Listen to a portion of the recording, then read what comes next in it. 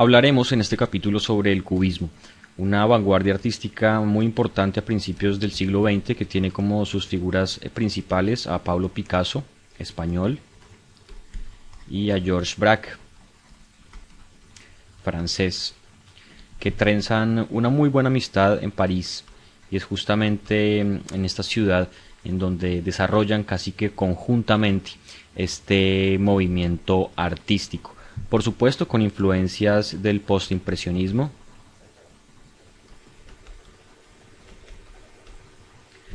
y del movimiento fauvista o del fauvismo. Estos últimos artistas reunidos en torno a una muy fuerte idea cromática,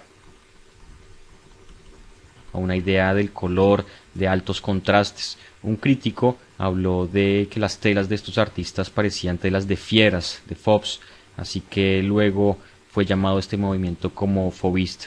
Y por supuesto muchos artistas muy reconocidos del postimpresionismo, con algunos legados del impresionismo, pero también saltándose algunas de sus reglas y también haciendo hincapié en postulados que fueron recogidos por Pablo Picasso y por Georges Braque. Aquí uno de los predecesores, Georges Seurat, con La Grande Jatte,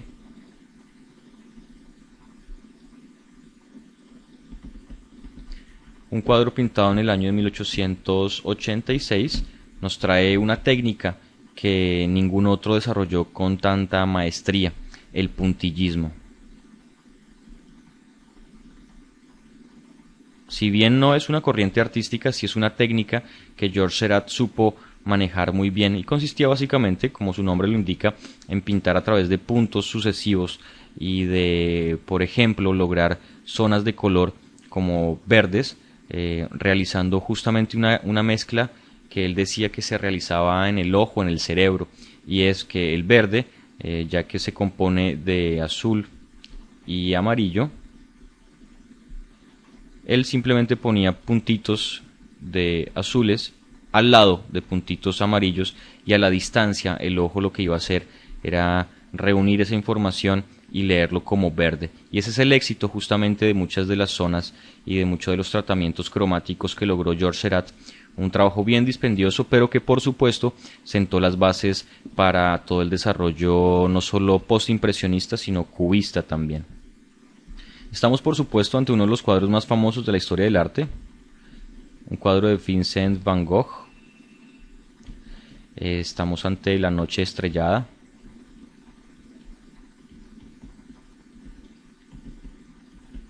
Un cuadro pintado en el año de 1889, en donde el artista se preocupó básicamente por esa expresión y ese movimiento que daba la pincelada. En algunas ocasiones Van Gogh no aplicaba el color con el pincel, sino que directamente del tubo iba poniendo estas grandes pinceladas de tal suerte que quedaba una pintura matérica, casi que con volumen. Y por supuesto algunas zonas del cuadro tratadas con un ritmo que solo Van Gogh le supo imprimir a todos sus cuadros y a sus dibujos. Uno de los postimpresionistas más afamados y más importantes de Europa. Paul Gauguin nos trae sus mujeres de Tahití.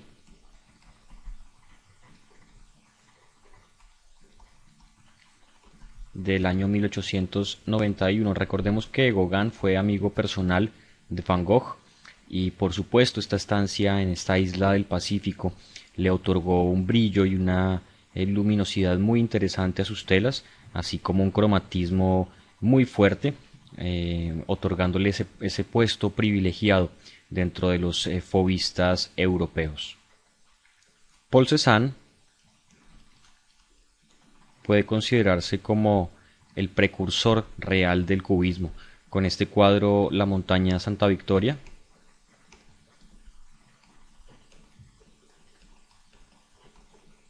una tela del año 1904, realmente hace parte de una serie realizada con el mismo motivo, una serie realizada en torno a esta misma montaña.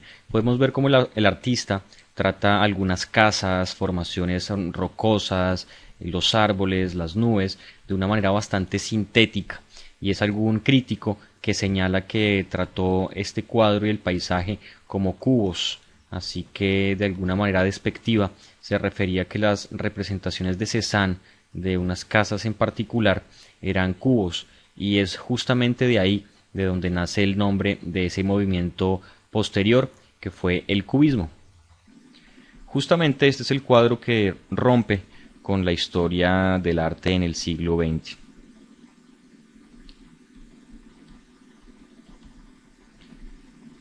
Las señoritas de Aviñón.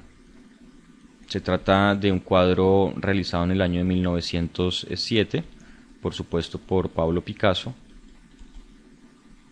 en donde retrata a unas prostitutas, pero con una violencia que no había tenido antes alguna de sus obras. Por supuesto influenciado por esos expresionistas alemanes en los trazos, en los colores, pero sobre todo por el arte africano ancestral. Y es que él había tenido contacto recientemente con alguna exposición de máscaras africanas y quiso imprimirle a este cuadro, a las señoritas de Aviñón, esos trazos fuertes, toscos de la cultura africana, y justamente pone un par de representaciones de estas máscaras en los rostros de dos de estas señoritas, perdón. Y entonces es cuando empieza a romper radicalmente con la perspectiva y con la realización de distintos objetos y de distintos planos, ya que en este cuadro no se nota muy bien un manejo espacial, sino que mediante la descomposición de planos, como podemos ver en el fondo e incluso en el primer plano, maneja el espacio, que es justamente un espacio cubista. En este, que es un busto de mujer,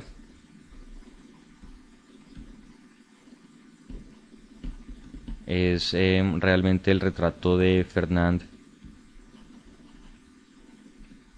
Oliver, perdón, una de sus amantes jóvenes. Recordemos que Picasso fue un hombre bastante mujeriego y le realizó varias representaciones pictóricas a sus amantes.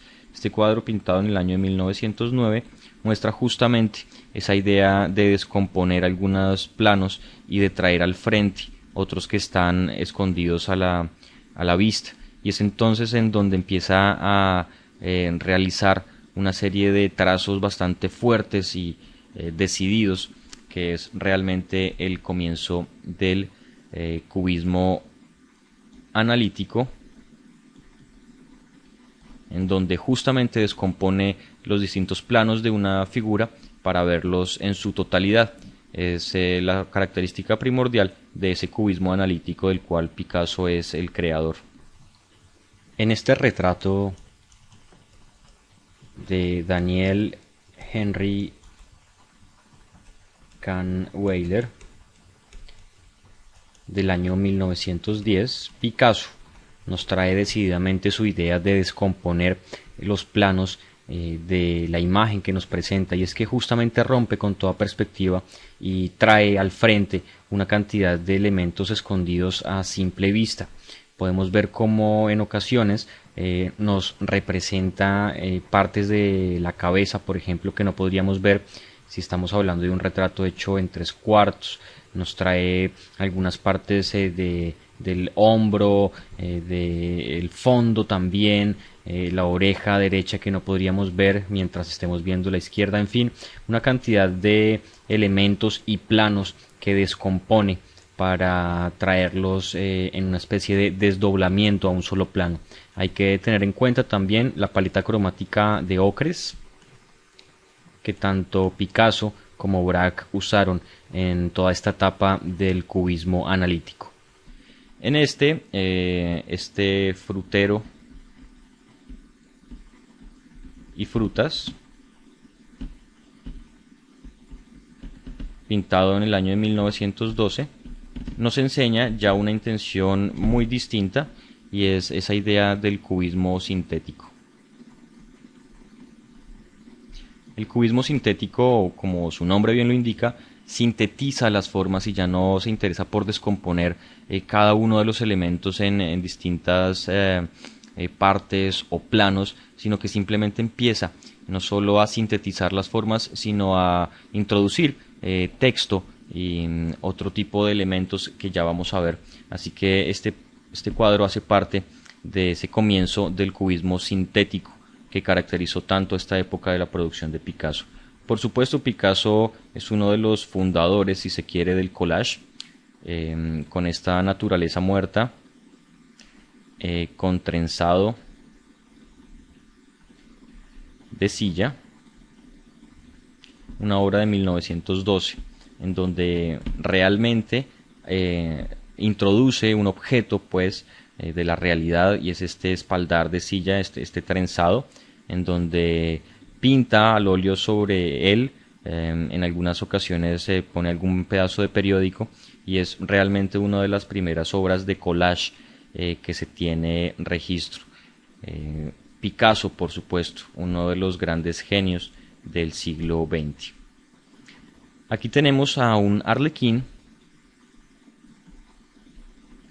pintado en el año de 1915, y este cuadro, que tiene un nombre un poco largo, Hombre con sombrero de hongo, sentado en un sillón, también del año de 1915, habla por supuesto de ese cubismo sintético, en donde las distintas formas se sintetizan en planos de color, en este caso, en otros tantos planos con algunas características bien particulares.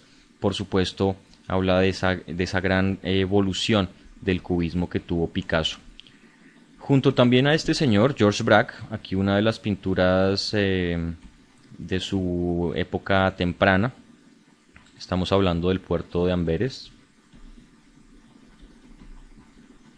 en donde notamos justamente esa influencia del fauvismo. Colores fuertes, estridentes, esos rosas que hablan a las claras de una influencia bien interesante de los fauvistas. Pero justamente acá, en este violín y jarra, se nota la influencia de no solo de Picasso, sino de todas esas manifestaciones de color y de luz que le habían dejado los distintos artistas antecesores. Por supuesto, aquí se descomponen los distintos planos, pero es para muchos artistas un cuadro que en algunas ocasiones se puede confundir con alguno de Picasso, ya que por esta época, por el año de 1910, contando Braque con unos 28 años de edad, trabajaban colaborativamente muy estrechamente con Pablo Picasso, y es en esta época en donde no se sabe muy bien de quién es cuál cuadro. Es así como ya a los 60 años de edad, George Braque todavía siguió pintando cuadros cubistas, como es este interior con paleta. Un cuadro de 1942 en donde sencillamente se nota que Braque no evolucionó hacia otro estilo como si lo pudo hacer Picasso, pero sin duda nos dejó un legado cubista impresionante. Espero que hayan disfrutado de este recorrido por el cubismo y espero nos encontremos en próximos capítulos.